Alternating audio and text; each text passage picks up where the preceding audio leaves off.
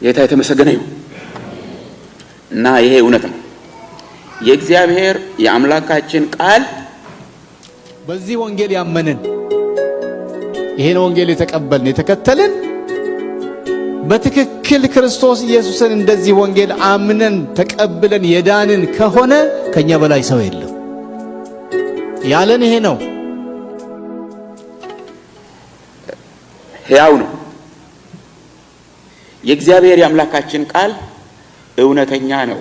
ለሰብ ሚስዮናዊ ደረጃ ከኤርትራውያኑ ቄስ ኃይለ አብ ተስፋዬ እስከ ቡርጂው ማጃ አዴሎ፣ ከትግራይ ዳዊት አማኑኤል እስከ አኝዋኩ ኦቶዋር አዲርሞ፣ ከጎንደሬው ንጉሴ ታሹ እስከ ኮይሻው ቶሮ ዳቡሽ፣ እስከ መጽሐፍ ቅዱሱ አናሲሞስ የኛ ደግሞ አናሲሞስ አለ፣ ከባርነት በነፍስም በስጋም ከተዋጀውና እግዚአብሔር በእጅጉ ከተጠቀመበት የኢሉባቡሩ አናሲሞስ ነሲብ ከነ ህይወቱ እንዲቀበር በአባቱ ተፈርዶበት እግዚአብሔር ግን ታድጎትና አሳድጎት ሚሽነሪ አድርጎ ከተጠቀመበት የኩሎ ኮንታው ብሩ ዱባለ ድረስ ብርቱና ድንቅ የሚስዮናውያን ስራ ተከትቦ ተበርክቶልናል። ገናዬ የህይወታቸውንና የአገልግሎታቸውን ዳሰሳ ብሎም ቅናትና ተነሳሽነት እንዲሁም ትጋት፣ ድፍረትና ጽናት እንዲሁም ስኬታቸውን ብቻ ሳይሆን ቤታቸውን ለቀው ሄደው የገጠሟቸውን ችግሮች ከሩቅ መንደሮች እስከ ጠላት ግዛቶች ድረስ ዘልቀው በመግባት የደረሱባቸውን ከባድ ስደትና መከራ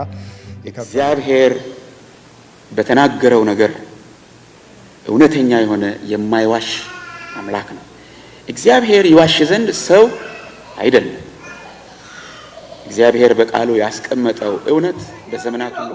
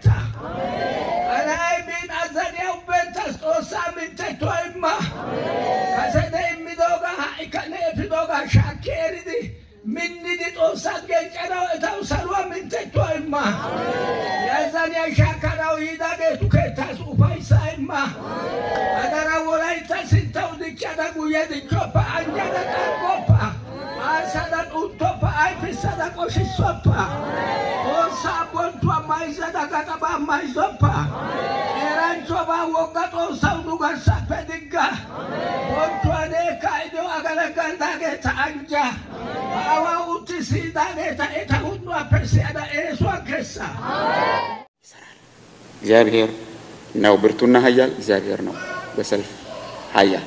ይሄንን አይተናል። ክብር ለስሙ ይሁን። ወሬ ስሰማ ቆይቼ አሁን ደግሞ በዚህ እምነት በደንብ ከተያዙቱ ጋራ